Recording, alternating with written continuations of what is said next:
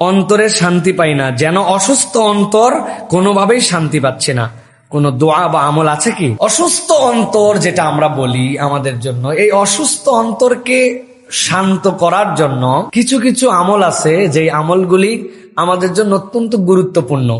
যদিও বাহ্যিকভাবে এই বস্তুবাদী দুনিয়ার লোকেরা এইগুলাকে তেমন গুরুত্ব দেয় না, কিন্তু এটা অত্যন্ত গুরুত্বপূর্ণ। সেটা হচ্ছে, দুনিয়াতে দুই ধরনের খাদ্য, একটা আপনার শরীরের জন্য লাগে, আর একটা আপনার অন্তরের জন্য লাগে। অন্তরের খোরাক যদি না দেন, ও তো ক্ষুধার্ত অন্তর তখন তো এদিক ওদিক দৌড়াদৌড়ি করবে। আল্লাহ বলছেন, আলা বিযিক্রিল্লাহি তাতমাইন্নুল কুলুব, আল্লাহর জিকির ছাড়া আপনার অন্তরের কোনো খাদ্য নাই। কেননা কুলির রূহু মিন আমরি রাব্বি, এটা আল্লাহর নির্দেশ। ও আল্লাহর জিকিরেই শান্ত হবে, আপনি কোনো ভাবে কিছুতে তাছাড়া শান্ত করতে পারবেন না।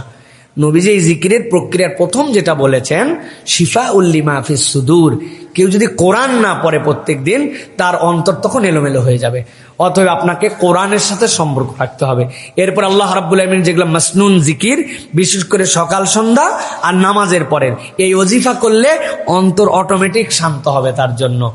আর কিছু দোয়া আল্লাহ রাসূল সাল্লাল্লাহু আলাইহি ওয়াসাল্লাম আমাদেরকে শিখিয়েছেন, বিশেষ করে হাসবি আল্লাহু লা ইলাহা ইল্লাহু আলাইহি তাওয়াক্কালতু ওয়া হুয়া রাব্বুল আরশিল আযীম। এটা একটা ওজিফার মতো, প্রত্যেক নামাজের পরে 10 বার পড়েন, 20 বার পড়েন, 30 বার পড়েন, কিন্তু এটা একটা ওজিফার মতো। কার জন্য? যার রোগ আছে, যার অন্তর এত কিছুর পরেও শান্তি হচ্ছে না। হাসবি আল্লাহু লা ইলাহা ইল্লাহু আলাইহি তাওয়াক্কালতু ওয়া হুয়া রাব্বুল আরশিল আযীম। আর একটা খাদ্যের কথা আসছে, সিরিয়াসলি খাবার। আয়েশা রাদিয়াল্লাহু তাআলা আনহা থেকে অন্তর ঠান্ডা করার নবীজি একটা খাবার বলে দিয়ে গেছেন, জানাই দিব।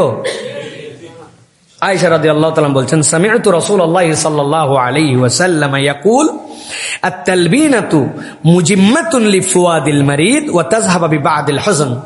আল্লাহ নবী বলছেন, তোমরা তালবিনা খাও, এটার দ্বারা তোমাদের কিছু দুশ্চিন্তা চলে যাবে। আর যারা তোমাদের মধ্যে হতাশাগ্রস্ত, অসুস্থ, আল্লাহ রাব্বুল আমিন এর দ্বারা তাদেরকে হৃদয়ে প্রশান্তি দিয়ে দিবেন। সুবহানাল্লাহ বলবেন না? এটা একদম ডাইরেক্ট খাবার। আল্লাহ বলতেছেন, ও বিবাদিল হুজন, তার কিছু দুশ্চিন্তা আল্লাহ দূর করে দিবেন। আর আল্লাহ রাব্বুল আমিন তার অন্তরকে শান্তি দিয়ে দিবেন, শরীরকে সুস্থ বানায় দিবেন। মারা গেছে কেউ, হতাশ, দুশ্চিন্তা, আল্লাহ নবী বলেন তাদেরকে তালবিনা বানায় খাওয়াও। ওরা ওদের ফ্যামিলি ক্রাইসিসে ভুগতেছে, এমন লোককে হারাইছে যে ওদের অন্তরের মধ্যে আর কোনো শান্তি নাই, তালবিনা তাদের জন্য বানায় পাঠাও। কি দিয়ে? জবের আটা, সাথে মধু দিয়ে মিষ্টি, চিনি দিয়ে না। কি দিয়ে মিষ্টি? জবের আটাটাকে প্রথমে খামির করছেন আপনি হাত দিয়ে, খামির করার পরে ওর মধ্যে মধু দিছেন মিষ্টি করার জন্য। এরপর হাত দিয়ে ওইটাকে, জবের আটাটা একটু গরম পানির মধ্যে নিলেন, নেওয়ার পর একটু সিদ্ধ করলেন, যেরকম করে চালের আটা দিয়ে গমের আটা সিদ্ধ রুটি বানানোর জন্য জবের আটা বানালেন। এরপরে ওইটাকে নরম করার জন্য, মিষ্টি করার জন্য দিছেন হচ্ছে প্রথমে মধু। স্টেপটা মনে রাখতে হবে, মধু দিয়ে অনেকক্ষণ মেল্ট করে করে একটু চেক করে দেখলেন যে মাশাআল্লাহ মিষ্টি হয়েছে। এরপরে অল্প একটু নিছেন বাটির মধ্যে দুধ, গরম করার পরে ঠান্ডা করছেন। একদম কড়া গরম দুধ খেতে হয় না, ঠান্ডা একটু দুধ ওর মধ্যে দিয়েছেন। দেওয়ার পরে ঘাঁটার পরে যেই আপনার জন্য পায়েসের মতো হলো, আল্লাহ নবী বলছেন এটার নাম তালবিনা। এটা যদি তুমি খাও, অন্তরের দুশ্চিন্তা যাবে, অসুস্থ রোগী ভালো হবে।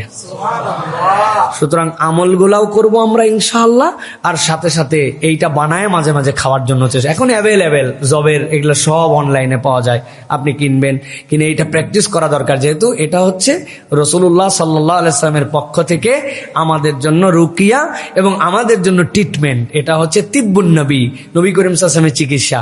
সেটা আমরা গ্রহণ করলে ইনশাআল্লাহ আমরা উপকার পাবো। হাযা মা ইনদাল ইলমু ইনদাল্লাহ। সুবহানাকাল্লাহুম্মা বিহামদিকা আশহাদু আল্লা ইলাহা ইল্লা